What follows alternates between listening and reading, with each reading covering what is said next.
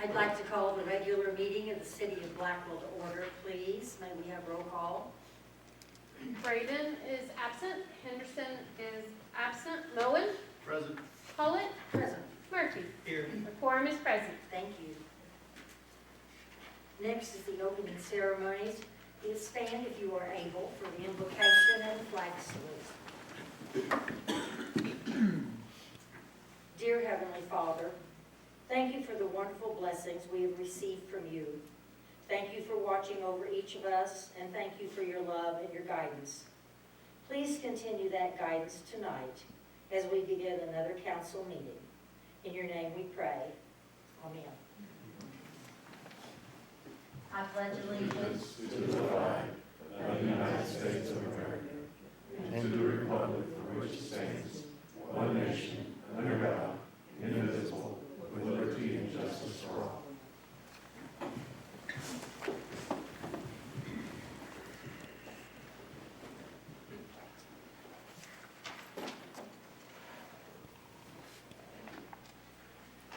Are there any comments? None tonight, Mayor. There is a consent agenda. I believe there are 4 items. Make a motion to approve the consent agenda. I'll second. Moved and seconded. Moen? Aye. Hollett? Aye. Murphy? Aye. Motion carries.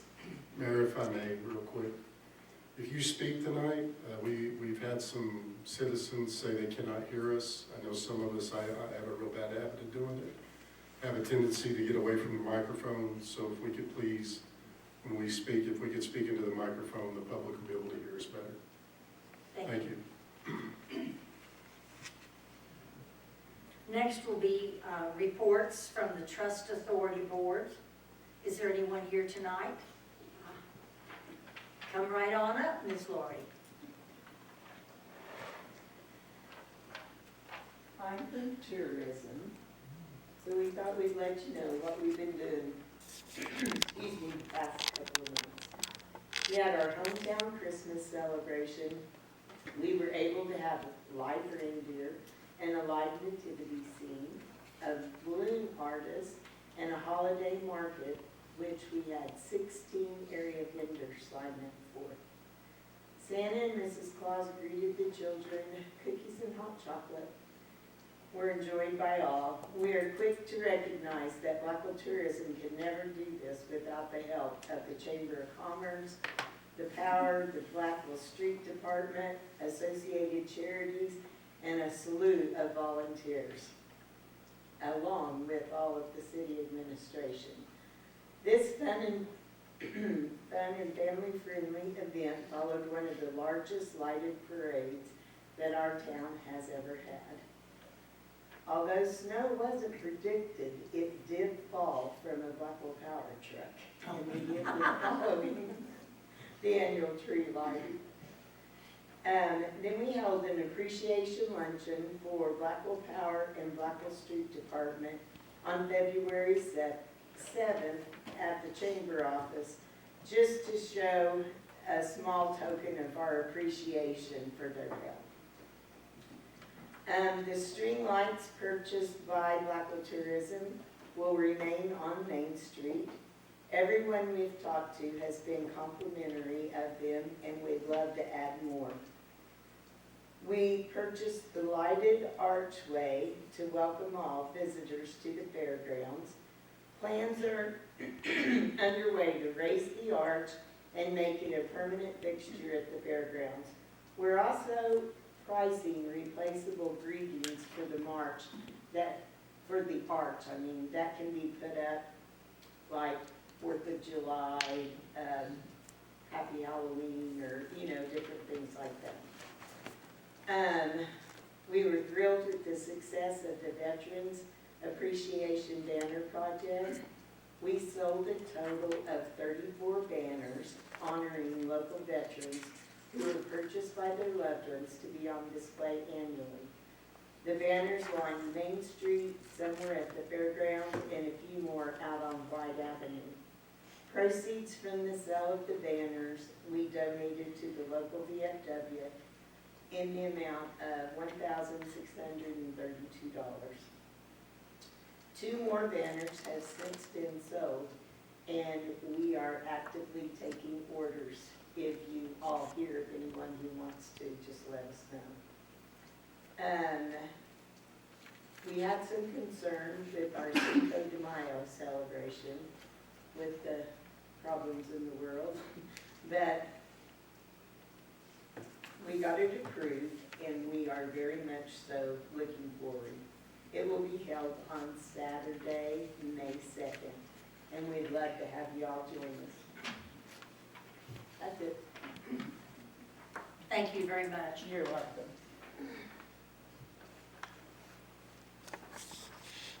Is there anyone else present from the trust authority boards? Okay.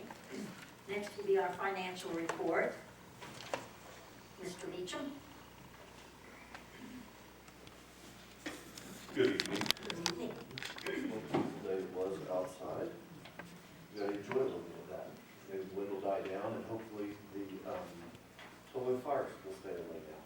And hopefully we didn't have any of those issues that we've experienced across my home. So we do want to say, I'll take a second just to say, we are thankful for our fire departments and our first responders.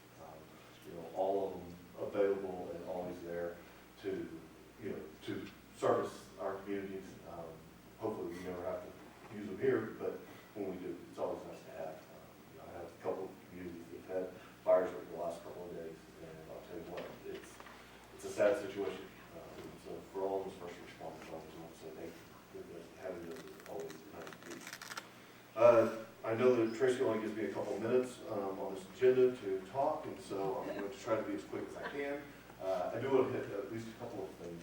We did have the VPT meeting this morning, and I think it's at least worth noting, a couple of pieces coming out of that. It's a great asset that we have here in this community. It's such a blessing of the things that we get to do. The mayor sets on that, so she heard all of those pieces, but I thought I'd share with you all and the public that wasn't there. Total assets of the VPT are up to almost $57.8 million. A significant piece. Those dollars are what come back to us and we use for our capital outlay. They're sponsoring the hospital, they're sponsoring some of the retrofits, the streets, the dilapidated buildings and those kind of things around town, plus our normal everyday capital outlay is funded out of that. So we'd love to see that continued piece. In the 15 years, effectively the balance has grown to the $57 million. But on top of that, we've pulled out 100% of our original investment. It was kind of interesting to me when we started talking about that the original money that was invested, we've effectively got all of that back, and we still have $57 million sitting in the bank, or sitting in the investment accounts. That's amazing. It's kind of like shut the door, let's deadbolt this, and kind of hold ourselves to that number, because you don't want to see it go away, but it is nice to have and know that we have that out there.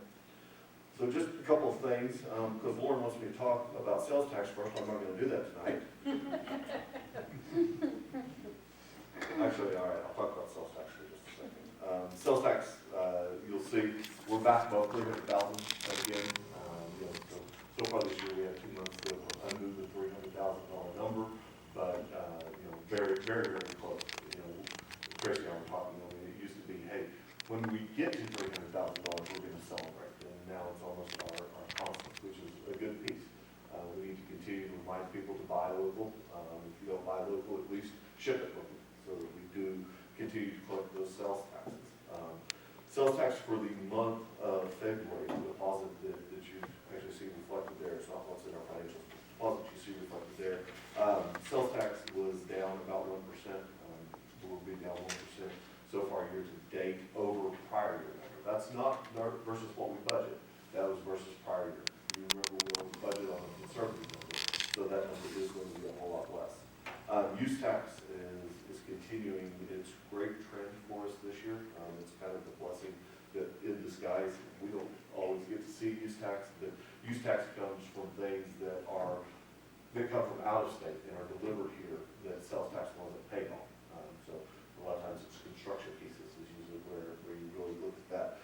use tax was up 24% for the month, and it's gonna be up 30% year to date. So, use tax, again, a much smaller number, you know, whenever it comes to actual collections of those pieces.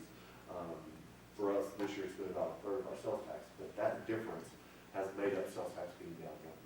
So we're actually up for the year if you combine sales and use tax, whenever those pieces come together. As far as budget, guys, there really wasn't anything significant. On the cash side, our cash is down in the Blackwell Municipal Authority. The reason being is it's all out of the restricted funds. You know, I mean, we're paying as a WRB, out of the WRB for our capital projects. Matter of fact, Matt's gonna talk about that, here on some subsequent agenda items. But we continue to pay down out of that WRB debt proceeds. So that's why you see cash falling by $2 million. Don't think, oh my gosh, we've lost our loved ones. We're good. It's just debt pieces. Operationally, we are up not only in general fund, but also year to date in the municipal authority. So I don't have anything to complain about right now. I think everything's looking good, and we've already started about, maybe share at the budget meetings, we'll start budget talks next month, and then we'll get those in March and April and in May, and hopefully have budget ready to go for 2027's fiscal year. I know it's hard enough to say 26 is over, but yeah, for 27 fiscal year, we'll be talking about here shortly. So, do you guys have any questions for me?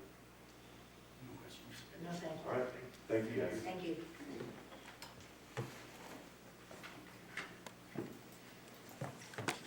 Next item will be business to discuss and take possible action. We'll have a presentation of FY 2025 audit. Good evening. All right. I guess since Russ didn't have anything to complain about, I will either, we'll just buzz right through this. The stapled letterhead, that we'll talk about all this during the presentation, just standard communication piece in writing, that way we'll go through, but nothing extraordinary there that I need to point out to you, because we'll talk about everything as we actually work through the bound copy of the report that you should have in front of you. And we will dive right in on page 1 with my letterhead. And I'll give you a second to get there, but the first page with my letterhead, that's going to be the independent auditor's report. So that's our opinion on the audited financial statements. And that's what that first paragraph just states what we did. We did the annual financial statement audit for fiscal year ending June 30, 2025. We audited the government-wide financial statements, so brought in all the different funds and component units that you have for a government-wide financial statement of the city of Blackwell. And we were able to give an unqualified opinion, which that's what you want to get, just like last year, as far as we got to a place that we could say, hey, these financial statements are fairly presented in all material aspects, and we don't need to pull anything out and say we couldn't support that. So unqualified opinion is what you want to get, and that's what you have in that first paragraph. And the next paragraph just states the basis for how we came to those conclusions, and then goes into your responsibility as management, and then on page 2 goes into my responsibility as the auditor for the financial statements. The next couple paragraphs on the bottom of page 2 and 3 just go over some supplementary information that we'll talk about, and I'll point out in the other government reporting at the very end that we'll talk about. And so on page 4, that starts the management discussion and analysis, and that's just a great place to really see how you got from the beginning of the year to the end of the year and all the highlights that your full financial statements all tie to. But this is really the snapshot of, hey, this is where we were at 6/30/2025. Those bullet points right at the middle states the very first one, your net position, which was $104,000. So that was a pretty nice increase from the prior year, which is always great to see. The middle bullet point states out how that is comprised of, with the net investment in capital assets just shy of $18 million, the restricted portion $76 million, and still a very healthy amount of $9.4 million in unrestricted. That's free to use with however you need to continue your obligations. The next couple paragraphs really just go over the definitions and overview of how these government financial statements are gonna work together. The government-wide financial statements and the fund financial statements. This report, as you can see, it's fairly thick. It presents a lot of the same information about 5 different ways, so anybody looking at it can pull out what they want. So the next couple paragraphs really just explain how they're all tying together. So we'll go to page 6. That's gonna be your next table that you will see with your summary of net position. And this is just a really good snapshot of seeing the split between your governmental activities, your business type activities, and those changes from one year to the next, and how those net positions tie at the very bottom as well between the categories, and that 16% change over the end of the year. And so if we go to page 7 though, that's going to be the next table. That's really great to look at as far as the condensed version of comparing the years between your governmental business type activities in 25 and 24. And all of these will go into, I'll point out some more information on the actual financial statements, but this really just gives you a good idea of seeing that those total revenues were up about 21%, and then the total expenses were up 7%, but all in all, where that increase in your net position at the end of the year came from, and you can see some of those. You had a large chunk in the capital grant funding, which is great to do those big projects that you have. It did take you up into a single audit this year, which I'll point out those reports that added some additional procedures that you have to follow with the Federal Clearinghouse and all that stuff. And even though it's extra work, it's still great to get those funds because you can get a lot accomplished without borrowing debt or having that sort of thing. So that was a big chunk too that you didn't have the prior year that you had this year.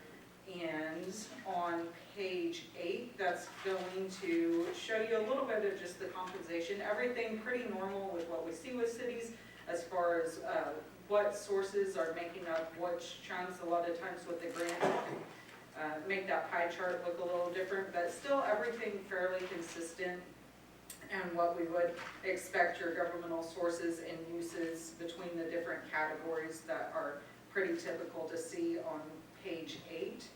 And then on page 9, that is a chart with your business type activities. So as far as making sure those are self-covering and those type of things, and even in that chart, as far as the expenses go, it still does calculate in the depreciation expense, so that's not necessarily cash in, cash out whenever you're looking at that, even though depreciation does represent that cost of the major improvements of the infrastructure and those type of things. But I can point out a note disclosure on what the depreciation was allocated to each of those departments that might make that a little different because we're on an accrual basis instead of just a cash basis.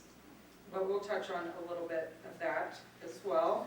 On page 10, that gives you an idea of your capital assets and the long-term debt with the 2 charts right in the middle.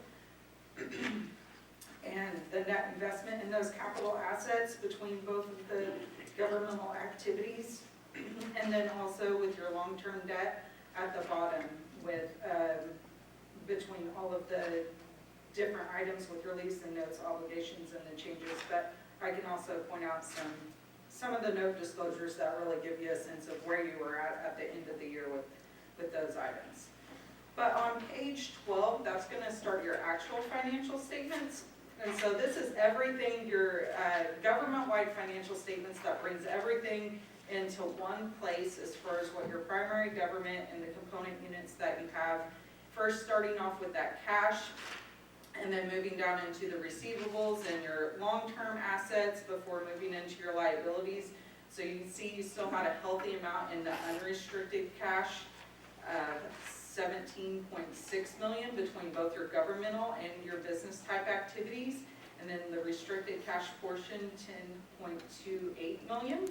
And you still have a large amount in your investments and your restricted investments, this 57 million, which Reza commented on in his presentation and where you were at as of today instead of the 6/30/2025 with your receivables. And then you can move on down to your liabilities before getting to the very bottom that we get to that $104 million number as far as the net position that we talked about at the very beginning. But this just breaks it out by line item between both the government On the next page, that's going to tell you the ins and outs, your statement of activities for the year, and how you got to that increase. First, starting off with the governmental activities, and then moving into your business type activities, and then with your component units, and then your sales tax and those items reconciled at the bottom. Overall, the sales used in the cigarette tax, just shy of $4 million for the year. And then you had some other smaller tax gains on investments, those type of things, as you can move and see some of those gross numbers, to get down to that change in net position, which was the 14.6 million. That brought it from 89 million last year to 104 million this year. So anytime you see that positive change, it's always great from going from one year to the next. On page 14, that's going to be your fund financial statement. So as I said, a lot of this information presented a lot of different ways so that you can pull out what you need with whatever the user is of the financial statements, but this just breaks it down into the different governmental funds. And now we'll start with your general fund, and then we'll have another schedule at the end that can break down that other governmental funds even further if you wanted to drill down into each of those individual funds. But all of those are going to reconcile right back to that very first financial statement that had everything together. This is just going to break it down so you can see what was going into what. And that will be on page 15. That just shows the reconciliation back to that government-wide, because it's a little bit different presentation, but still reconciles right back to that net position. On page 16, that's going to be your statement of revenues and expenditures. So once again, all this ties right back to those first two financial statements, but it breaks it down into the individual funds so you can see which each fund is doing between your revenues and expenditures for the year, and how those were allocated to get to your fund balance of a little over 70 million for your governmental funds in total. Page 17 is going to reconcile that right back to those first financial statements, but on page 18, that's going to be your proprietary funds. And so that's going to first start off with your statement of fund net position, and that's going to be your Blackwell Municipal Authority and the Golf Authority. And you can work down the same thing. These all tie right back to that first financial statement, the total net position, 25 million, but breaks it down between the two funds that you can see, with the majority being in the municipal authority. On page 19, that's going to be your revenues and expenditures. So the ins and outs of each of those funds just broken down between both of those funds. First starting off with that municipal authority and all the revenues, and then the operating expenses that you had coming in.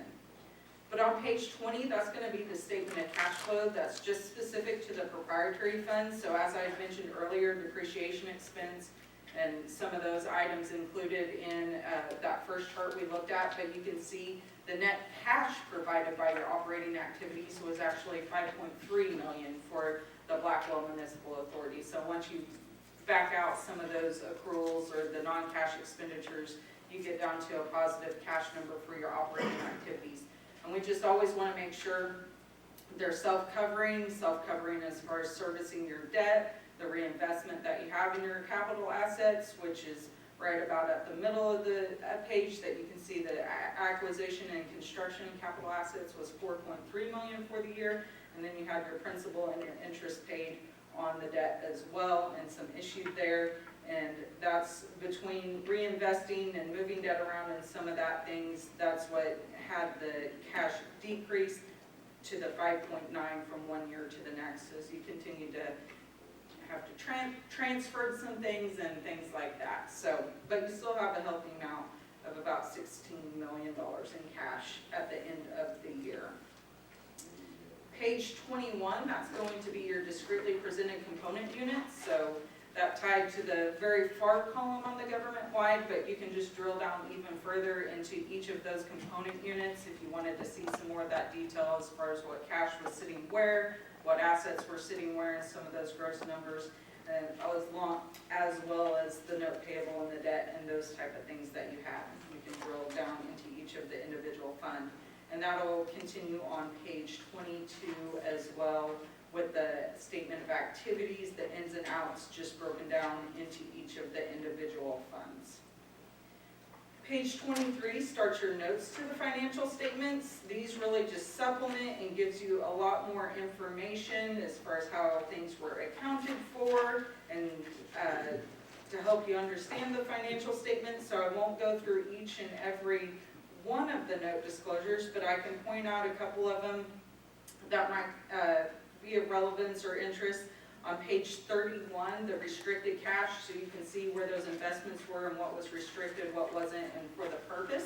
And so that's just a really good table that you can reference and see, okay, where was our restricted cash and what was it restricted for? So that's helpful to see sometimes.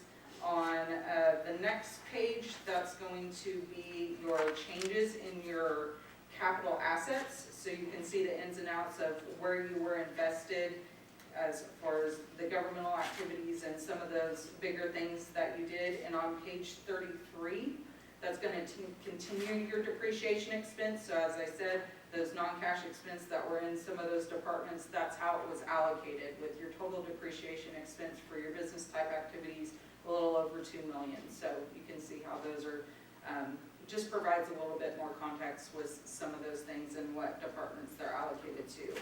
On the bottom of page 33, that is your long-term debt, so you can see just the movement between what you issued, what was outstanding last year, what was outstanding this year, and what was due within 1 year.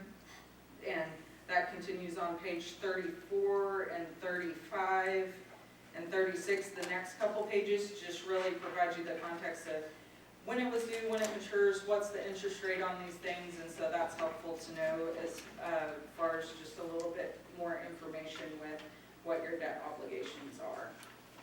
And those are some of the highlights. The next few pages really explain your net pension and all the retirement plans that you, and the actuarial assumptions that you participate in. And so there's a lot that goes into disclosing all of those items. And as we continue on, we will keep going to the discretely presented component units. A lot of those same disclosures as far as the capital assets and the debt are included there as well, if you want to get into those. But we will continue on to page 81, which will have my letterhead to round out this report. And on page 81, that's going to be your report on internal controls. And that'll be a 2-page report. And then on page 83, that's going to be the report over the federal programs, so our single audit report that we had to include this year. And that includes the schedule of questions, finding and question costs on page 85.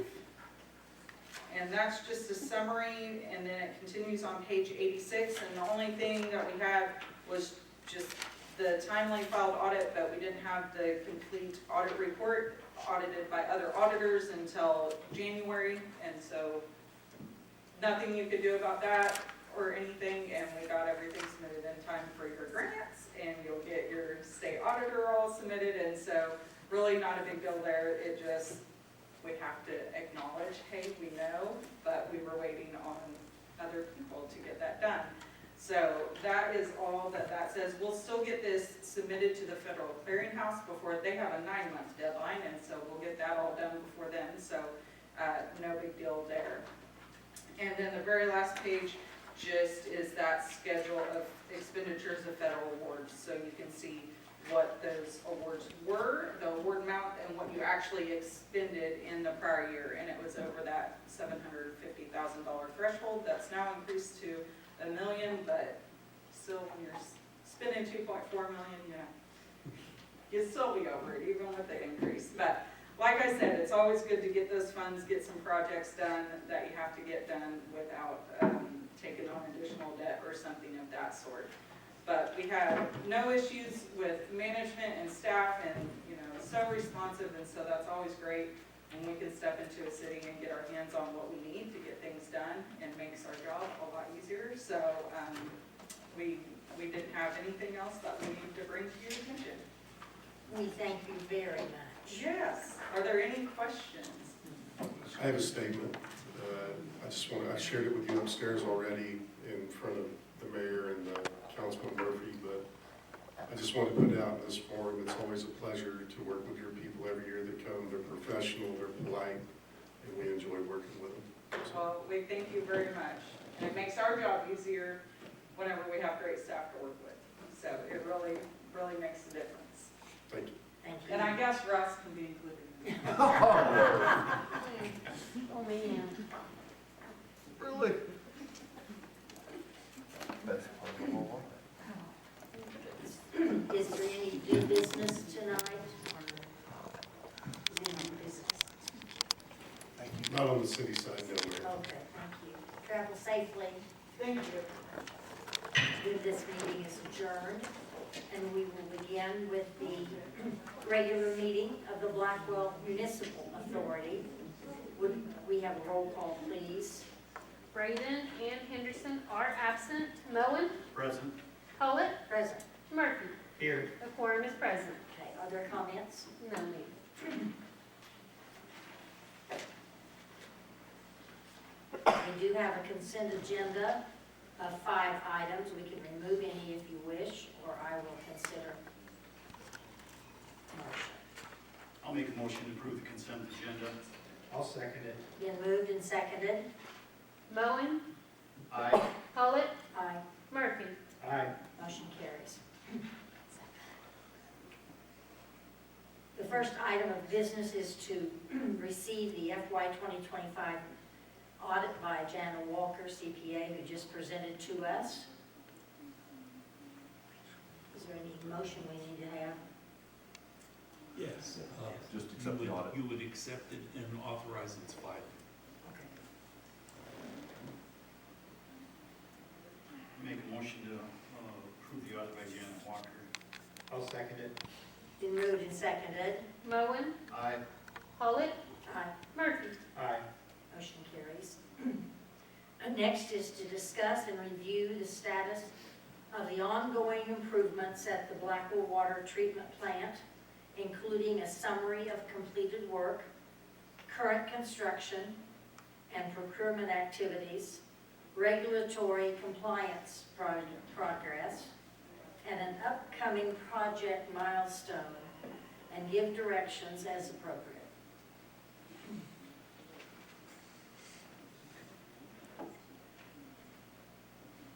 Good evening, gentlemen. Good evening. Appreciate the opportunity to come and give you an update on the water treatment plant. Next slide, please. The purpose of the discussion tonight will be to provide an overview of what we've got done so far at the plant, what we've spent, on our capital investments at the water treatment plant, highlight some of the grant funding that we have secured throughout the process of the project, and discuss upcoming improvements that we need to do to complete the rehabilitation of the water treatment plant, and talk about the long-term strategy for the plant to make sure that we have a suitable piece of infrastructure there to serve the city for many years. Obviously, these improvements are needed because the water treatment plant is 99 years old at the moment, and there's quite a few relics out there. We've been going through and replacing a lot of the mechanical and electrical equipment that are outdated and trying to increase the safety of the plant. We have some critical facilities that still need work, and we're going to talk about those shortly, but I first want to talk about the projects that we have completed and are ongoing right now, and then show some pictures of some of the improvements and what we had before and what we have now with what we spent on the project so forth. These projects are obviously needed to provide resiliency, make sure we're satisfying regulatory requirements, providing safe drinking water to our public water supply customers, and also to make sure that our staff have a safe working environment to be in. You can see in the picture here, water and an extension cord running through the door right there in standing water. Let's go to the next slide. describe an overview. This is just, it shows you everything we've touched on the plant so far to date. Through the CDBG project, through the subsequent generator projects, SCADA projects, the line feed project, sedimentation basins. I'm gonna talk about each of these individual, but I just wanna give you an idea on the scale of what we had touched at the plant. So, you know, we've touched roughly 50% of the components at the water treatment plant today. So it's pretty good footprint we've covered so far with the remaining funds that we've had in the FAP funds that were taken out several years ago. Next slide, please. We're going to start with the first project that we did. This was the project that we got funded with the CDBG grant. It was a $3.2 million project. It involved electrical modernization at the high service pump station. We also replaced 3 vertical turbine pumps that were used to pump water, filtered water that was in the clear well underground up to the 2 above ground storage tanks, 1 million, 1.5 million gallon storage tank. And we also put in an aeration system inside the storage tank to help with disinfection byproduct occurrence. And we had in the past violations for exceedances on disinfection byproducts. And this piece of, this asset has been in operation now for a little over a year now. And Roman, you've seen disinfection byproducts levels drop off. And so that's through that aeration system. Let's go ahead and show the next slide. Okay, so this is the aeration system. This is on the outside. This is this is a pump station. You have 2 pumps serving each tank, 4 pumps total. And what these pumps do is they pull water from the bottom of the tank, and then it goes up a pipe to the top of the tank, and it has nozzles up top that cause a mist up top. So we're breaking up the water surface. You're allowing droplets of water to go down, fall slowly through the air. It volatilizes compounds in the water, such as disinfection byproducts. It's very efficient at removing chloroform, which is one of the trihalomethanes that is regulated by primary drinking water standards. And what's nice about this, you had tank mixers in the past inside there doing mixing within the tank, but they're inside the tank. You can't work on them. So we replace that with something that if a pump goes down, now we can go into the building and we can remove the pump, fix it, install a new pump, and you have something, so you have no more moving parts inside the tank. You have something that's operator friendly, something that they can easily check on, maintain. I've been to many facilities that had the tank mixers inside the tank, and they're always just broken in the bottom of the tank. So we've developed a better mixing system, and I've implemented this in numerous water systems and had great success bringing systems into compliance with disinfection byproduct rules for this. It also extends the life on the tanks. We painted the tanks and we put a new coating system on there. What that mixing system does, it provides tanks, you don't no longer have thermal stratification in the tank. It reduces the ice formation potential inside the tank, so you are not getting ice forming on your edge, causing your paint to get cracks and damage and compromise your corrosion protection in your epoxy coating of the tank. The picture on the left, you can see the header pipe up there. There's 5 nozzles. The small tank has 4 nozzles. This one has 5 nozzles. So we're breaking up 85% of the water surface, and we're turning that tank over once a day, and that's the inside of the tank now. Rather than having mechanical equipment in the tank, you can see the tank has been completely recoated. They did a really good job painting this tank and getting it back into good serviceable condition. Hopefully, we won't touch this tank again for 20 years to have to go in and paint the inside of the tank. We will want to inspect it periodically to make sure that we don't start seeing some damage somewhere, because there is, you want to catch it early. That way you can avoid expensive paint jobs sooner. You know, we want it later rather than sooner. Here's the transfer pumps. I showed this picture earlier, and Roman told me his sock bill and his shoe bill has gone down tremendously now that he doesn't have to walk through a lake to get to the pump station now. So we have 3 fully operational pumps now capable of pumping water up to the ground storage tanks. These have been working pretty well. I think we had one that we had some service work on, but they've been providing, you know, efficient pumping operation. Before the project, I believe we had 1.5 operational pumps, had one temperamental pump, and then one that works most times, so it was pretty unreliable, but now we have a reliable system that we can do to keep water pumped. There's just a side-by-side comparison where we're at before. You can see the transformers, those are very old transformers on top of the high-service pump station, or pumps inside that building. Those have been removed. We have modernized the inside of that pump station, but you can see that's pretty substantial improvement. On the inside, you can see a picture on the right, we had old switchgear, old electrical components all throughout, and that has since been replaced with better panels, new variable frequency drives, and we also have the capability to serve this facility now with the generator, which is an upcoming project we'll talk about. That's under construction right now. We'll talk generators momentarily. Next slide.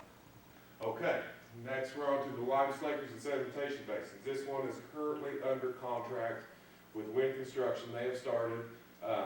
We're putting 2 new lime slakers inside to replace the existing, what we had lime slakers. That's a picture of what was there. You can see the corrosion on there. It looks pretty rough on what we had there. It's hanging together by duct tape and bubble gum there. Next slide, please. So there's the old slaker compared to what's in there now. Now we have a lime paste slaker in there that's manufactured by Integrity Systems. It's a very robust system. It optimizes your slaking process. You're not going to be overfeeding lime because it gets the lime up to the proper temperature for the chemical reaction to be optimized when you add it into the water to raise your pH and facilitate the lime softening process. It's very efficient at getting grit out and should reduce maintenance requirements for removing grit and things like that. It also has a shaker up on top to shake the drums. And then we replaced all the old electrical panels that were very corroded and in very rough shape due to the lime and the dusty environment. We replaced them with better NEMA rated panels. You can see we have some stainless panels in there now, control panels. We've also changed the floor grading out. Before there was rusted diamond plate that I wouldn't step on, and now they have secure floor grading in that room now. I'm sure Roman likes these slakers a little bit better than what he had before. The sedimentation basins, we're waiting on the chain of flight system to come in. We've got these down. This is the old system. You can kind of see how corroded and the shafts and the gears and the chains are. These are just removing the settled solids from the sedimentation basins so we can remove them as we settle out turbidity, so the lime precipitates. This is the walkway. This is something that we did an inspection on. We're working on a plan right now to replace this entire walkway because when we got in there, you can see that the rebar is completely gone from the walkway on the 2 beams that support the walkway on the picture on the left. So Wind Construction and I are working on a game plan to pour a new concrete walkway across there, which will also support the chain of flight system that will be here in May. So that will be nice to have that up with new equipment ongoing. This is the insertion valve project. So we did this because the filter piping is in such poor condition. I was worried that we could potentially have a failure in the filter galleries. We'll see some videos of the filter galleries shortly, but I wanted to provide us a means to be able to isolate portions of the filter gallery in the event of a failure to make sure that we don't have a prolonged disruption in water service until we can get a more permanent solution in, which will be one of the upcoming projects that we're going to discuss shortly. The skater modernization project, so we don't have much in the ways of controls and instrumentation at the plant right now. They have the panels assembled and they're getting ready to come and install the panels and get these up and functioning. The screenshot there is a screenshot of what their control interface will look like on the plant. It's going to enhance their ability to monitor what's going on with the process, see what, if there's a problem with the motor, see what the pumps are doing, basically tell what's going on throughout the entire process at the plant, and eventually even see like power levels out in the system so they can respond to issues quicker. If something happens at night, Roman's gonna get woke up because his phone's gonna ring, or whoever's turn it is to lose sleep on holidays, and, 'cause it always happens on holidays. Generators, so for the generator projects, we've got the 2 generators coming in. One's gonna be for the pumps, so we can pump the treated water out to the system, keep the tanks full, make sure we can get treated waters to the customers. The other generator is going to keep it where we can keep running the plant even during except power. Those generators are scheduled to be here next month. Actually, the electricians were there today, I believe, doing a little bit of work ahead of the generators coming in, so we'll be having startup on those right in time for spring weather.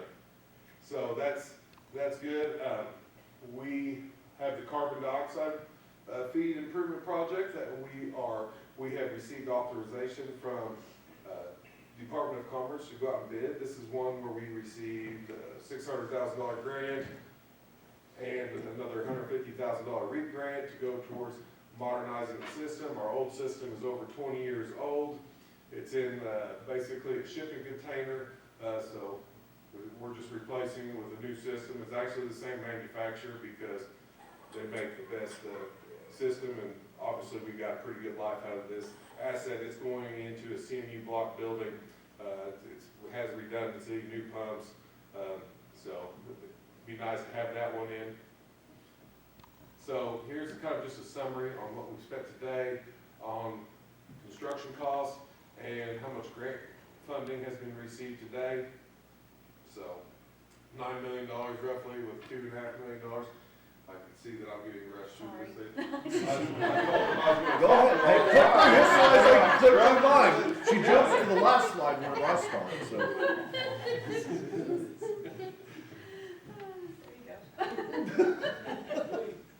We can go ahead and do the next slide. Okay, so here's what you've had to pay those dang engineers throughout the project here. This was based off of the 271s, 1 through 30. So you've had $9 million of construction costs, about $1.5 million paid out to engineering. That's including some legacy design phases across multiple engineering firms across this whole project. We haven't bid out the CO2 project yet, but we went in and factored that in because we're getting ready to bid that out, and we have the funding in place to pay for that project. Let's go to the next slide. So now we're going to start talking about what we need to do to finish this up and get to the end. Okay, we need to address the filter and the residual system. So filtration is obviously very important to make sure that we remove any pathogens from the water and satisfy our primary drinking water standards and make sure that we don't get somebody sick. And our existing filters are very old, they're tough to work on, and we'll see some interesting video here in a moment. When we put new filters in, they'll be at DEQ's current standards. We're going to address the things that have been brought up on previous inspections by DEQ. And then we're also going to do some things into the residuals management improvements that are going to provide some cost savings on the operation side of things because of the overloading of our current system due to inadequate storage volumes to be able to equalize flows going to our current salts handling facility. I'll touch on that in more detail in just a moment. Next slide. So sanitary survey findings, this deals with the filter. Our filter gallery is subject to flooding during backwashes because our filters are rather large. DEQ requires us to backwash filters at 15 gallons a minute per square foot for 15 minutes. Our filters are currently 360 square feet per filter. That's 80,000 gallons of water at 15 minutes. We don't have capacity downstream of those filters to get that water out fast enough. So if we tried to do it for 15 minutes, we turn our filter gallery into a bathhouse. You've seen that underwater several times. It kind of limits. How long can you do a backwash now currently? 5 to 6 minutes. So he's only able to backwash for about 30% of the time that we're supposed to per DEQ's rules and regulations. We don't have the means to monitor head loss across the filters to give us an idea on when it's time to backwash a filter. You also want what we call filter to waste capability. So after you backwash a filter, you kick up all the filter media, it mixes up, and you're getting everything backwashed, washing anything that's been stuck on the filter out, and then it has to settle back down. Okay, so you've got sand and anthracite, and they settle down, and then what we practice current standards is you have to waste water for a little bit so everything kind of consolidates and settles during that first few minutes after you bring the filter back into service. We don't have that capability now, so that is a potential pathway for a contaminant or pathogen to make its way through the filter. We also don't have air scour right now, it's all hydraulic backwash. And then, so very not in compliance with DQ, and then we have this, just the overall condition of the filter gallery itself. Next slide, please. So this is a picture from the outside filters that were constructed in the 1960s. This is just a coupling and some flanges that goes to the fill line on the filters. That is cast iron. That's not wood. You can see the corrosion issue on that. I don't even want to sneeze when I go down there. Next slide. These are actually filters that were removed from service and now are located underneath where we store our chlorine gas now. There's a little piece of plywood that we ripped off one day, went back there to look. These pipes are still hot. The valves are closed, going to where the old filters used to be, but they're not disconnected from the existing piping. So we have live piping that's not even being used under there, and if it fails, it creates quite the issue. So you can see the old oil off some of the old actuators leaking. Not good. Next slide, I believe the next slide is the video. You'll have the play button there at the bottom. So just a brief video so people can kind of see the corrosion and what's going on in the filter gallery. You'll note, see all the corrosion on the bolts, on the piping. Some piping looks better than others. There's been some piping improvements that were done about 20 years ago during a previous project. You can see where we've had flooding in the floor there. And these are the newer filters. And the corrosion on the newer filters actually looks a little bit worse than some of the filters from the 1929 from the original plant.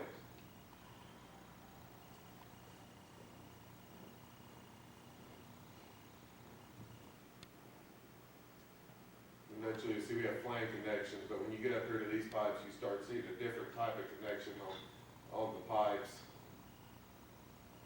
to where we were connecting to the 1920 pipes, and it had the lead joints where they would put the oakum inside the valve, and then they would use lead solder to seal the pipe up. We don't use that anymore.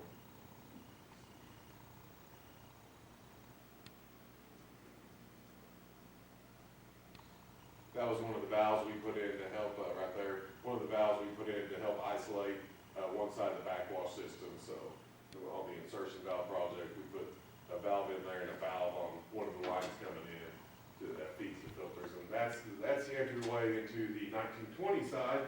Obviously, I couldn't fit through there. Next slide, please. I think this is the same video. Yeah, try that one. Okay. So obviously, I'm not taking this video.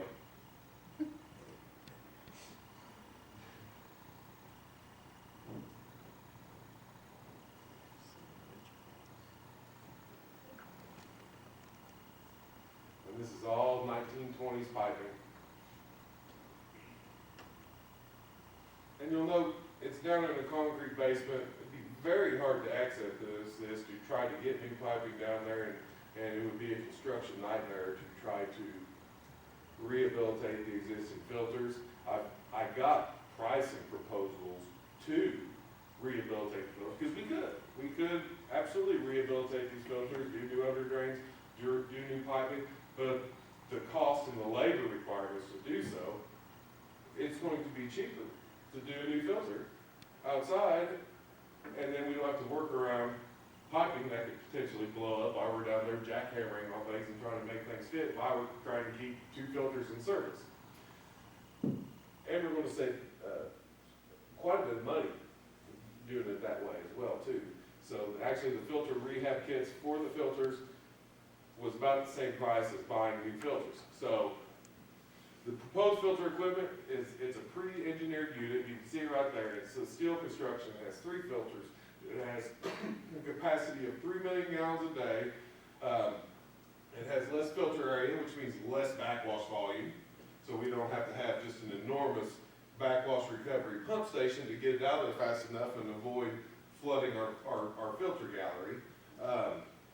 It has air scour and backwash, so we can use air and water to do it, and we'll be able to pipe it properly to provide the things that DEQ wants to see. Rate of flow controllers, modulating valves, filter to waste, and it comes in on truck. We build the basin to set it in, you set it down, you pipe it in, you plumb it up, they come in, they set the controls up. It's kind of a turnkey deal. We've got to do a little bit of piping down in the gallery to hook it up, but much easier construction-wise.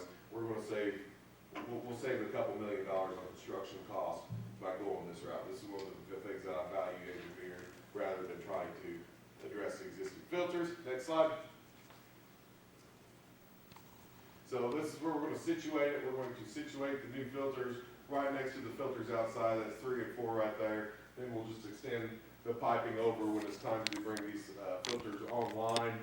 And then we can decommission those filters. We don't have to demo them, because once we have a new filter online, we could ultimately go in here and do something on those outside filters if we ever need additional capacity at the plant.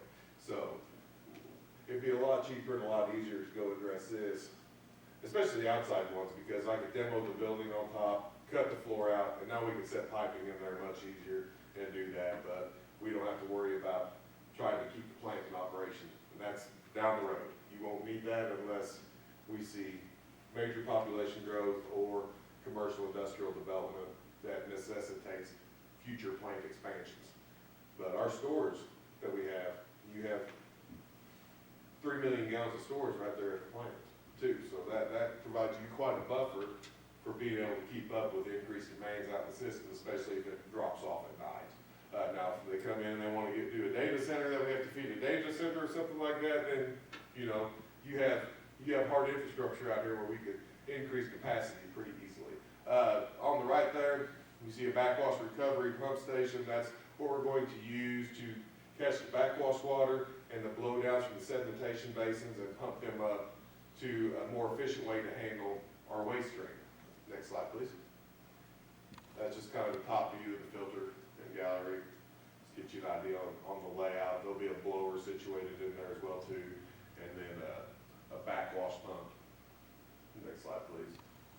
So after we leave that pump station, it pumps up currently to this gravity thickener you see here, in which the lime is supposed to settle out the bottom, clear water is supposed to flow out the top, and we're supposed to then be able to handle the solids and be sending pretty clear water out the top of this, either back to the head of the plant or to the sewer system. Next slide, please. So that's this is just an overview of what you have now. So there is a concrete bunker, essentially, about 15 feet deep on the south side of the existing filters that all that flows into now. There's no way to clean it out. It's going to be completely full of lime residuals. It's just part of the reason why we have flooding issues is because we lost that storage that we had underground to be able to do longer filter backwashes. It goes to the existing pump, and then we pump like crazy all the way up to the gravity thickener and hydraulically overload it, so our gravity thickener efficiency is horrible, and we see a lot of carryover to our 2 lagoons, and then we go spend $120,000 a year to pay a contractor to come dredge those lagoons out. So that's something that will fall off of a drastic reduction in our operating costs annually if we can do something more efficient up there. Next slide, please. So that's the pump station on the right we have currently. You can see the lagoons there. That shows quite a bit of solids in there. If you went out there today, you would notice that they're essentially they're full. They're full to the brim. We need a contractor to come in, dredge them out, and that's, you got a quote, right? Yeah, they'll be here next week and that quote was $68,000. $68,000. Okay, we don't wanna pay, we wanna be able to handle those solids ourselves, process them ourselves, and take care of that with our staff. And we can do that through operational improvements and, next slide. This is just the gravity thickener, you can see the bottom, the line that's settled in the bottom, but you also see the line that's kind of in the overflow weir on the peripheral of the tank. Next slide. The stuff that comes out the bottom of the gravity thickener, we used to pump up to, this is called a vacuum press, and it uses a vacuum pressure to basically pull water out of the lime residuals, dry it enough to be able to handle it, and dispose of it either for agricultural purposes or haul it off to a landfill, which it would be nice to find somebody that would want to take all of our lime residuals, if we could properly water them and set that up with somebody, because there's a lot of agricultural ground. It is beneficial for agricultural purposes to adjust the pH of the soil. We actually had West Tech up today to look at these, to do a condition assessment on them, and they're going to look at what's the cost to rehabilitate these, or if we just need to buy new ones. And I budgeted to just go ahead and buy new ones. I'm probably, what they're gonna come back and tell me is gonna cost 70% the cost of a new one. And I'd rather get new ones. That way I have a 2-year warranty, I have new O&M manuals, I have all the bells and whistles that come with new equipment, and return this to service. And I'm still going to provide them with the measure that we provided to get through the time when these have been down. We've been using geotube outside to be able to send what residuals we do catch in the gravity thickener out there and dewater them in a weather protected bag. And it's been working pretty good. So we're going to provide that for kind of a redundant backup on that, and that's a low cost. We were talking about potentially building sludge drying beds, but we'd end up spending more money on building sludge drying beds than we would bringing this nice mechanical system back up into operation. Next slide. So in order to overcome the overloading of the gravity thickener, we are going to pump up to an equalization basin. This equalization basin will hold enough volume of water to handle 2 backwashes, and we'll be able to keep the solids that goes up there in suspension. So we have 2 pumps dedicated to just jet mixing inside this basin to keep everything mixed up, and then we'll backfeed into the wet well, and we will pump that at a slow, steady, controlled rate to the gravity thickener, to where we're going to increase the efficiency of the gravity thickener. We're actually going to settle the solids out and not send them out there to our lagoons to where we have to spend so much money sucking them out twice a year. We're also going to add polymer feed to further enhance the settling, and then we're going to get the polymer feed ahead of the vacuum presses back up, so we are able to better dewater the lime. That way, if we do have to send it to a landfill, the more water that we can remove for it, the less weight you're going to pay for tipping at the landfill. Next slide. So additional improvements, obviously the vacuum press, the polymer addition, touched on these. Next slide, please. Other plant improvements, getting the chemical feed systems up, upgrading the chemical feed system, metering the pumps, fill containment storage. I want to replace those high service pumps now too. We've got new electrical, we've got new transfer pumps. It's time we go in there and try to get some new high service pumps inside that building too, now that we're in a good position to do that. And do some piping improvements that will help with our disinfection throughout the process. And because right now, currently, those transfer pumps and high service pumps share a common line. And I'd like being able to do that, but I'd rather just have a jump over to do that. I can open a valve and do that. I'd rather send all the water from the clear well to the ground storage tanks, have the ground storage tanks come back to the high service pumps. That way I know we're getting the most amount of contact time, making sure that we're getting all the disinfection credits we can get, come back to the high service pumps, and then go out to the system, and then boost the chlorine back up as we're going out. Since we're going to feed it with chlorine as soon as it leaves the filter, and then it's going to sit down there in the clear well chlorinated, go to the ground storage tanks, be chlorinated, and then if we need to bring it up a little bit more, that's going to help with disinfection. It's going to help with controlling your disinfectant rate, making sure we don't add too much disinfectant prior to, because right now you kind of, it's kind of hard to control that. That's going to provide him a lot more control, especially with the SCADA system, to be able to monitor and say, okay, we're going into the clear well at 2. By the time it comes back through all that and after the storage, it's dropped down to 0.5, and you can bump it up to whatever you need to get out there in the system and maintain that nice residual out there at the farthest part of your system, which should be getting easier to do since we don't have all the tuberculation in the lines, and there's been so much line replacement done by the city. So that's, you know, that's out the system, but it certainly helps what we do at the plant as far as making sure the water stays good as it goes out to the system. So it's been impressive to see all the piping and that the city's been able to handle in-house. Not too many communities can do that. So next slide. Cost estimate. Here's your $14 million broken down on what's left on my list of things to do. You got your filter, you've got your solids handling, the presses, a couple new pumps, chemical feed improvements, just the things that I touched on we need to do. I'll be happy to go back to this in a moment. Next slide. So here's a summary of improvements. Once this is all done, you've done the flash mix. You've improved your line feed. You've improved the sedimentation bases. You've improved your pH control through the CO2 feed system. Your new filtration, your residually handling improvements that are going to provide substantial operational cost savings. You've improved your disinfection. The pumping units have been improved. We've done electrical improvements throughout the plant. Control system in place now for better monitoring of the treatment process. You've addressed your finished water storage and better disinfection byproduct control. You know, if I were to do a summary of improvements for a new plant, I wouldn't change one thing on this list. Okay? The only difference between this is we've rehabilitated a plant. There's a new plant out for bid right now. It's a lime plant in southeast Oklahoma.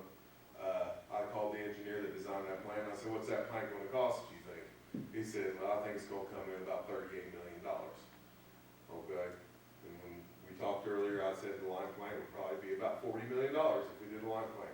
Okema bid out a new plant, it went lime feed plant. It was $35 million on a 3 million gallon a day plant. So at the end of the day, next slide, please. All in, you know, you're based off of, we have an estimate obviously on the last part, but I'm trying to be conservative because the last thing I want is a repeat of what happened when we took out the loan the first time, where we had price increases go up and stuff. So I want to try to beat this and make sure we work within that and get done with this plant for about $23 million. You had $2.5 million in grants. That gets us right there at that $20 million mark, which is what I walked in here 2 years ago and said it's probably going to take to get this plant on. And I want to make that happen. And this is the last step to get there. Next slide. Now, I am ready to hand it off and let you all quit listening to an engineer talk, and we can possibly go back and talk about finance, more finance stuff. It's not near as exciting as engineering, I know. You went Thank well you. over your 3 minutes. That was over 3 minutes? Yeah, that was over 3 It minutes. felt like 2. Oh. Well, Tracy said it was over 3.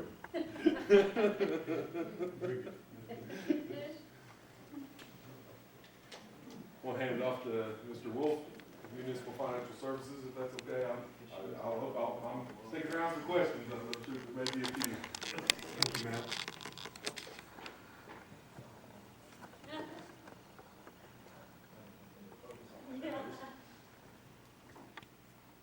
Brought you to tears already? Man, I'm bleeding out there. Listen to Matt go on for. Academy Award winning. It is. Drop. All right. My gosh, you've heard a lot about numbers tonight, either engineering or from finance, and they have a slide. Number one, I don't have any other slides, so you cannot control my face whatsoever. Black it out. There we go. I have, listening to,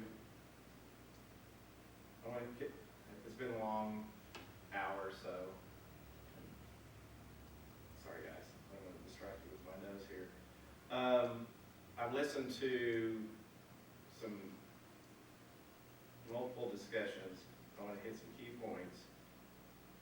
I want to tonight at least address kind of introductory as you guys make tougher and tougher decisions. The toughest thing that municipalities, that governments have now are the cost of addressing infrastructure since COVID. Everyone that's seen an actual cost of their materials, supplies, their home purchases go through the roof over the last few years. Everything obviously went up, but it's reality. We have to work with that. We have to deal with that. You've heard multiple discussions on the different types of cost alternatives to a new plant. It's a tough battle statewide. We have cities all over the state we represent that have water treatment plant, wastewater treatment plant, improvements, replacements. The two plants he just mentioned are clients, and it's tough to take on. And so our job, in case most of you have not seen, all of you have not seen me speak before, you're like, what role do you fill? What is a financial advisor? How are you different than Russ? I'm shorter, not as good looking as Russ, but our firm, my background is I'm a CPA, but I do more financial planning and help you with finding the best loan mechanism, borrowing mechanism to help address your needs. There are multiple options for you guys, but the options that always make the most sense, at least in the state of Oklahoma, if you're addressing any kind of water, sewer, stormwater type of projects, the Oklahoma Water Resources Board provides 3 different programs. And one of those programs, you have a loan that we did in 2001 that Matt, to a certain degree, addressed that you had so many dollars left from that loan. That loan was done back in 2001 when rates were at the lowest in the U.S. history. I wish they were at that level. They're no longer there, but we deal with reality and what you have as far as programs that are available for you to address this. Here's some key elements that I want you to take away from me tonight, because I could pass all this out, but I think you're trained. I just want to give you something to think about, because when we look at any of our communities on financing infrastructure,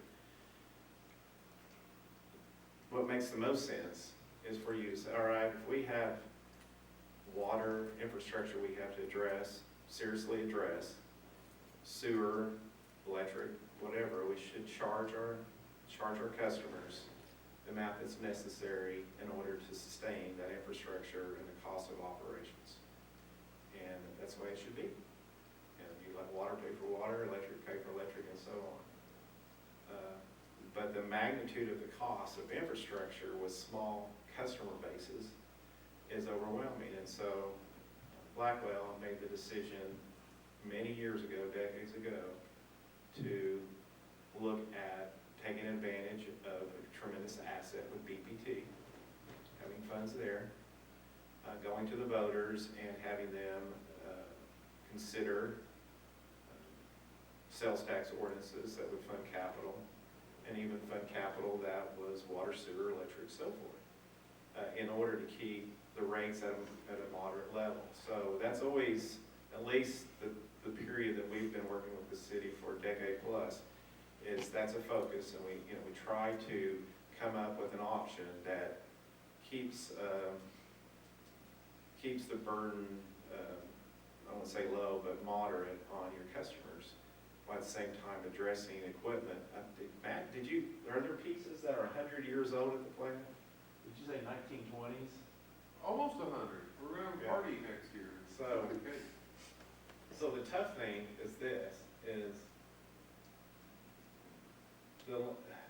everyone knows the longer we put off something, the more it's gonna cost. But that's a killer in 2001 through 2004, because everything went up at the highest level of inflation in US history.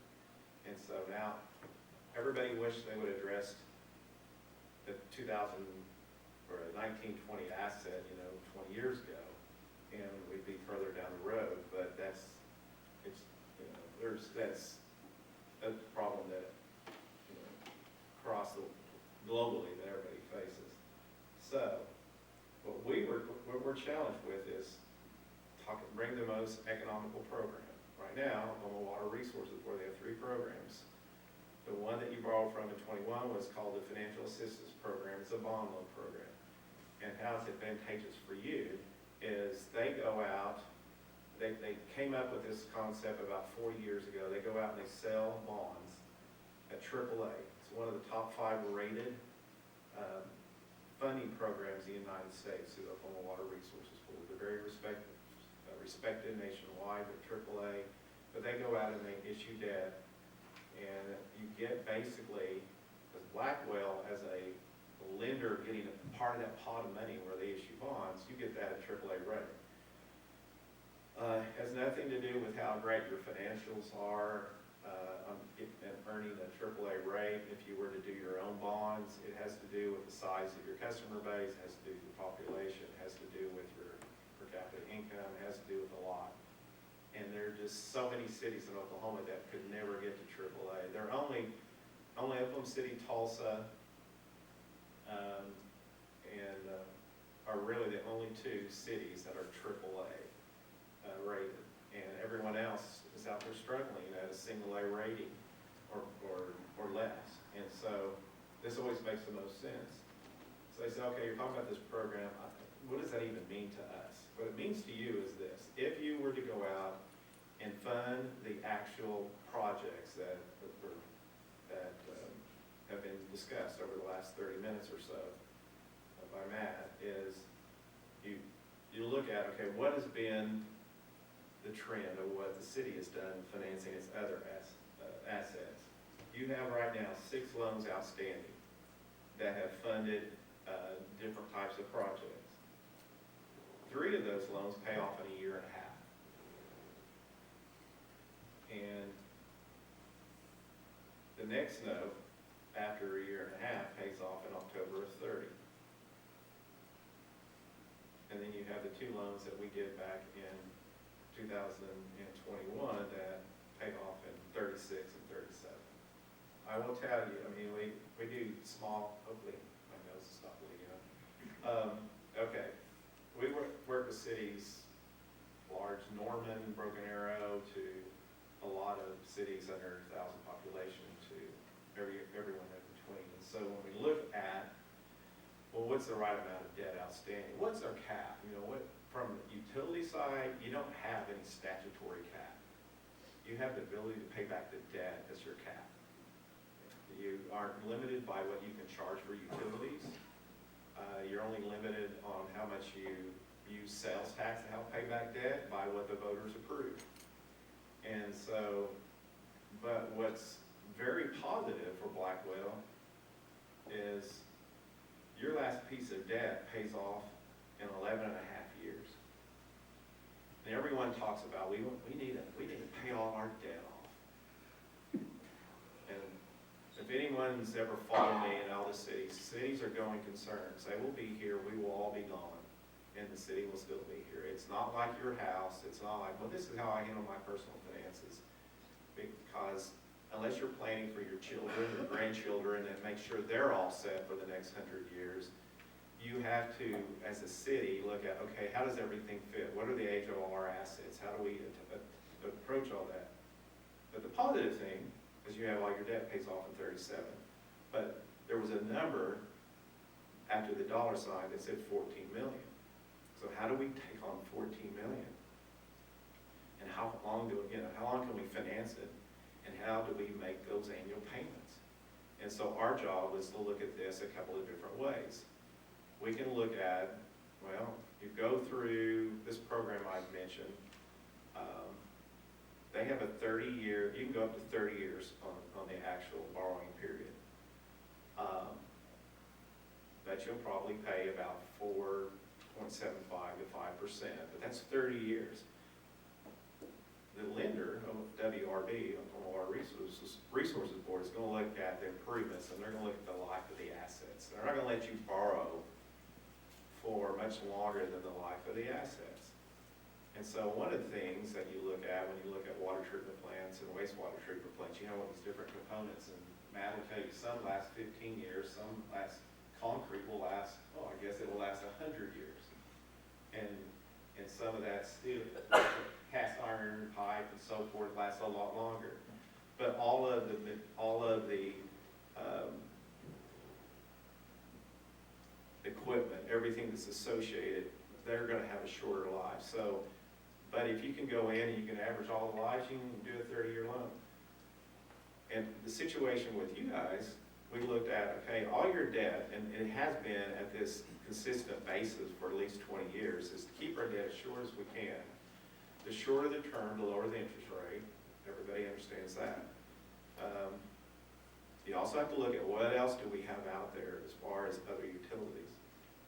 But what we focused on, at least presenting to you as option one, would be, we can go out and say, all right, 14 million, if we did a 30-year loan, it would be X amount of payments. And kind of how the math works now is, if you did a 30-year loan, you can almost look at what you're borrowing. So let's say you're borrowing 14 million.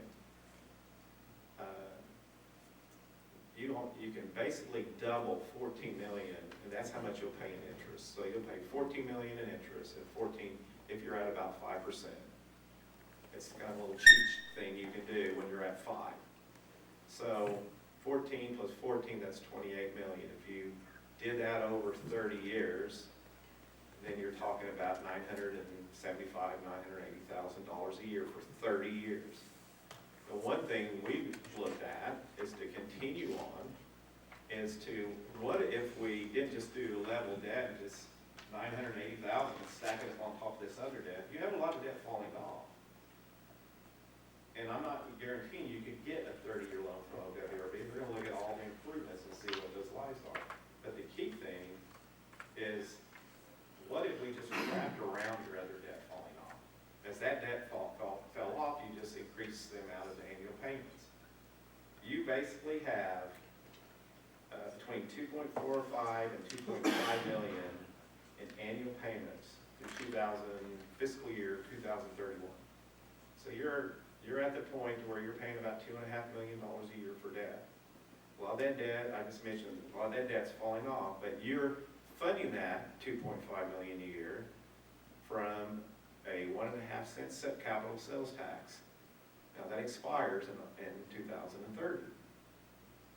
And then you fund the rest by your utility revenues, and you fund it from BT, Blackwell Public Trust allocations. And they give you so much allocation based on, for capital, and you guys every year have to budget all your different demands on the community.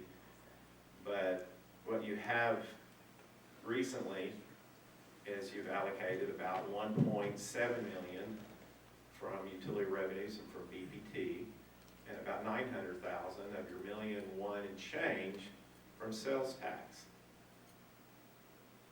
If you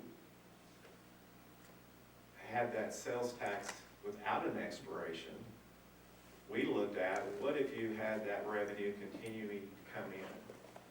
How quick could you pay off a loan with OWRB and keep your payments around $2.5 million a year?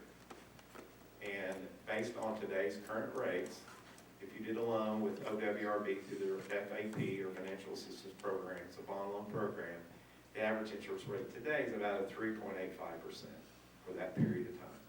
It's not too bad. I mean, it's 15, it basically carries you out about 15 years. And that would, your payments would be around the 2.5, 2.6 million a year. So you really haven't taken on a lot more annually than you have now.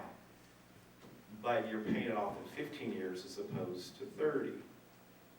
And so when you look at, remember my example, if you're borrowing 14 million at almost 5%, you're paying 14 million in interest. if you're doing it over 30 years. If you're doing it half the time, and take away the magic or the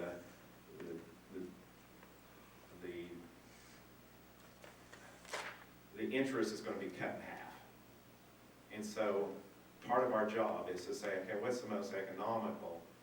And so we've provided just generally a kind of a plan that if you were to go to the Water Resources Board and do a 15-year loan, how could you keep the payments at around 2.5 or 2.6 million a year? And you say, well, John, how in the world can we take on that much money and we only raise our annual payments $100,000 or so? You have four loans, or three loans that, like I mentioned, that pay off over the next year and a half. You have a note that you did back in 2030, or that you did back in 15 that pays off in 30. It's at 2.63%. It's about $830,000 a year. That loan was for a water and sewer project. You could refinance that loan with this program and stretch that loan out. Now, if you said, no, why would we want to stretch out? Let's just suck it up and we'll just pay it off in 2030. If you do that, you have to come up with $830,000 worth of revenue annually. And so if you have 3,000 customers times 12 months a year, it's 36,000 bills. You divide 36,000 into 830, you're talking almost $25 a month per customer average. And so all the great ideas of trying to be as efficient as possible and saving interest, you guys always have to balance how do we address this. But the key thing is you have sales tax that expires, and that is imperative that something happen with that sales tax to apply towards this project in order to this to be even reasonably close to being able to take on the 14 million and not having to address your utility rates to any great degree, if at all. What you're taking advantage of, once again, it's not magic, is you got a lot of debt falling off, and you're just kind of filling in and increasing your principal payments, and you extend the debt out to 15 years, out to 2042, 41. But at that point in time, if everything fell just like we're talking about, all your debt would be paid off then. But I'm going to tell you, there's going to be other projects, other infrastructure is going to come up. But this way, this methodology comes out of concern for where everything's going to cost. And the quicker you get out to bid and you get these projects done, the more reasonable it'll be that you can address everything that was shown on the slides, as far as all those various parts of infrastructure of your water treatment plant and everything associated there. You still have a water system, you have a distribution system, you have a collection system, and sewer, and you have other things. But I have handouts that have a lot of numbers on those. I can give those to you. You can take them home and do whatever you want with those. But the key thing is, we spent a lot of time with all parties, Matt especially, saying, okay, what have you done? What do you have left? And what dollars do we have? And then so we can come up with a budget, and we can tie what the needs are with what you can borrow. So that's all I really have tonight. Like I said, this is kind of introductory. I have plenty of material to show. Our firm is a financial advisory firm. We basically, we're registered with the Securities and Exchange Commission, and what we do is we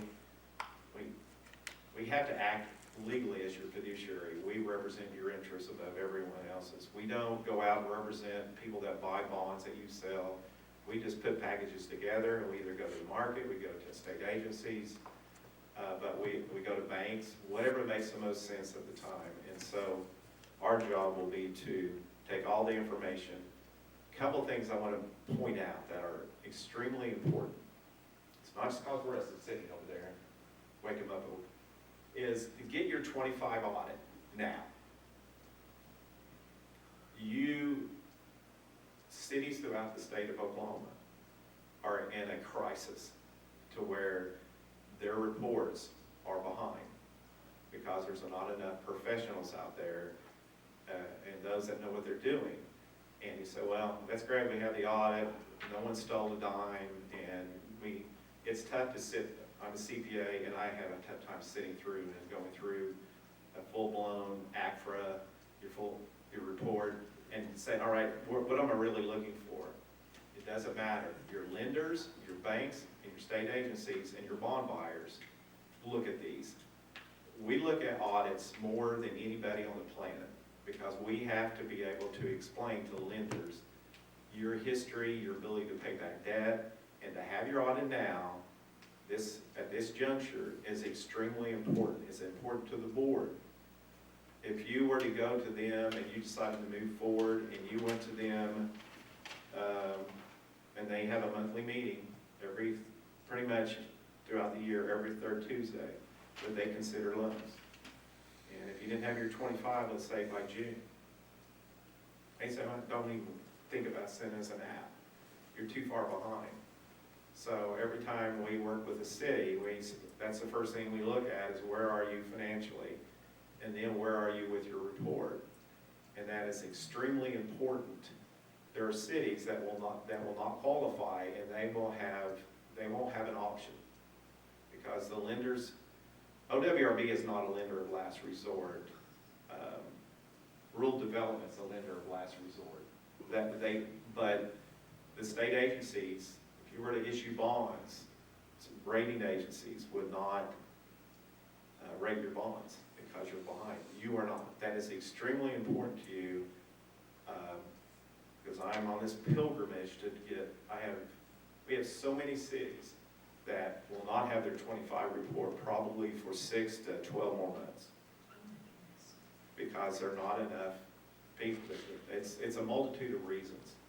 And so I'm just telling you, if you kind of wonder every year, you get the audit report, it is paramount in this situation. This is where it matters more than anything. So I'll be glad to answer any questions that anybody has. So.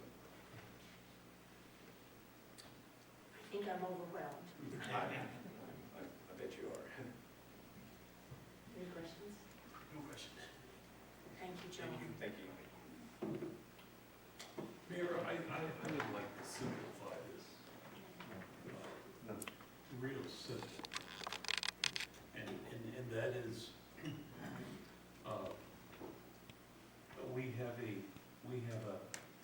we have an obligation right now that we have to pay about $800,000 a year on for the next 4.5 years. If we add that principal amount to what we're seeking, we add those two together, and we extend the sales tax, the 1.5% sales tax for 11.5 more years, we can do exactly what Matt Coe is recommending. That's not a new sales tax. That's just keeping on an existing sales tax. Now, that's true, correct? Correct. And so, what we're talking about is really, asking the public, we have to do this water plan. We're under consent order for it. And we promised the public that we would do the water plan. And we've heard today that other folks are getting the exact same thing for almost twice the money. So we've done it smart. We've used what we've had and we've made it better. We can get it for literally half the price, but we need to finish it. And we can finish it without a rate increase and by by just extending the sales tax. It's gonna take a vote of the people to do that. But that's the real message, you know, here today. And what we're proposing is that we revisit this at our first meeting in March and at our third meeting in March. And that if the council chooses to, that at that third meeting in March, we go ahead and ask the public. So this is just the initiation. What's the project look like? Just kind of a broad statement of our financial conditions and what this could look like, but we're gonna get more specific as we move forward. So this is the first of 3 meetings. At that second meeting in March, we're hoping everyone will be here and we can present you a question that you can ask the public, and so that we can finish this project in some kind of timely fashion. Thank you. Thank you. Okay. The next item is to consider approval of a request to seek bid and bid specification for the water plant forklift. We typically go out for bid for a forklift that we currently don't have. We're using a backhoe that has attached forks. Makes it kind of hard to unload trucks and put on the docks for equipment. Thank you.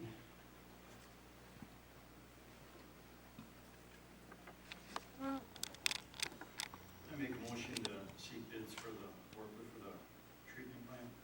I'll second it. Been moved and seconded. Moen, Aye. Pollitt, Aye. Murphy. Aye. Motion carries. Next is to consider approval of demolition and removal contract for the building located at 214 West Blackwell Avenue with Davis Sanitation, Inc. for $92,000. Well, I think we've all seen the building we're talking about is, of course, the building across the street between the fire station, police station, and the adjoining building. We took bids on this, a number of bids on this, and the biggest, or the best bid was delivered by our solid waste contractor, and it's probably, he was able to deliver the best bid because he's got the dump yard to put the materials in. I worked up a good contract. It was thoroughly reviewed by MACCO. It's got good insurance provision, it's got good protection in it. You know, we need to protect those other, 2 buildings. It's going to leave the concrete pad there, and the ramp, and the second floor is going to be left there. We're gonna then have to secure it, but to tear all that out, and we're thinking at some point there may be a use for that. So everything else is gonna be torn out. The health, safety, welfare issue is going to be, resolved because, the roof is down and the back. We've moved all the lines out the back too. So that's gonna be left, and we're gonna have to, ensure that people aren't, going up there. So there's gonna have to be a bit of security that we're gonna have to do after we do it. But he delivered the best bid by a significant amount, and we're asking you to let him go ahead and start. As soon as all that electric is moved, he's willing to start, so that could be just as soon as it's done, it could be as early as next week. But we're gonna move, I guess, the prisoners, out, because they're next door. We're gonna move them out, make sure that there's no safety issues, and we'll start and get that health, safety, welfare problem done. Do you have any questions? Okay.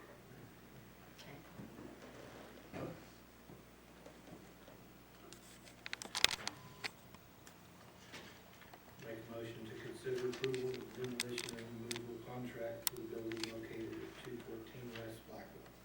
I'll second. It's been moved and seconded. Moen, Aye. Pollitt, Aye. Murphy. Aye. Motion carries. Is there any new business, sir? Yes, Mayor, there is. Matt, Roman, if you could come up to the podium. I spoke to y'all last night in reference to the oil spill in Kansas. We spoke with, I gave you an update this morning, we spoke with the Department of Health from Kansas, and we've spoken to DEQ. We've got kind of mixed reports from DEQ. This morning, they told us we could turn our pumps back on.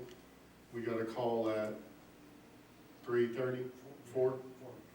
We were informed to turn them back off till further notice. Do we get any test samples back yet? We took them today and we're gonna be sending them off tomorrow. Tomorrow? We should need something by Monday. Okay. Right when we were notified to turn them back off, we immediately went out to the basin and the pumps out there and took samples. I've spoken as high as State Representative Pfeiffer about this, about how we were not informed. Evidently, all parties seemed to know Sunday when this incident happened. We flew the drone this morning. We have not seen any oil remnants or oil slicks. The Department of Kansas said that it only got 25 miles downstream before they got it contained. I'm sure DEQ has taken extra precautions when they had to shut our pumps down again. But we have seen no evidence of any oil slicks or oil remnants on top of the water. Matt, would you like to touch on this? When DEQ called to tell us to shut our pumps off, I advised staff to go grab samples from the two holding basins that feed into the reservoir, because we have a couple holding basins to help settle things, solids out before it comes. So just in case there was something pumped up, we can identify it early, make sure we catch it. So we went to the windy side because hydrocarbons are going to float near the surface, grab samples, look for oil sheets, and just sending it off to the lab just to make sure that we don't have a potential contamination issue before it gets to a water plant. Roman, you want to touch on the supply we have, at our current status of that, and how long we can go with the pumps off? So the reservoir is currently at 27, almost 28 basically. We can go to 3 to 4 months without the pump to supplying water. 3 to 4 Months. months. Good thing is, we're coming out of the winter. A lot of people haven't started watering yet. We don't have to drip our faucets anymore, hopefully. I don't know, that groundhog's still out there somewhere. But we'd be happy to take any questions from the governing body. I know I've kept you all updated last night and this morning, but we jumped on it as fast as we could. By chance, I found out about it last night, as I explained to you. It's frustrating that with all the agencies involved in this, nobody can pick the phone up and notify the city of Blackwell, because that is our primary water source. I did express that frustration with our state representative, and he assured me that he would address it on his end as well. We'd be happy to field any questions. I appreciate the phone call. Absolutely. Thanks, Matt. Thanks, Roman.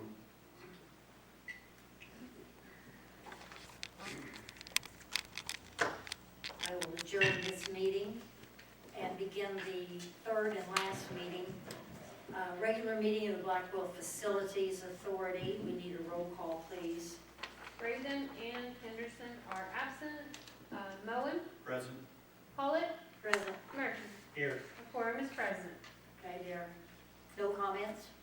No, ma'am. Thank you. Consent agenda of 2 items. I'll make a motion to approve the consent agenda. I'll second it. Been moved and seconded. Moen, Aye. Pollitt, Aye. Murphy. Aye. Motion carries. Under business, there is the receiving of the FY 2025 audit by Jana Walker CPA. Do you want a motion to receive that? Yes, receive and file. Make a motion to receive and file. I'll second. Been moved and seconded. Moen, Aye. Pollitt, Aye. Murphy. Aye. Motion carries. Is there any new business tonight, sir? None this evening, Mayor. Thank you. Thank you. This meeting is adjourned.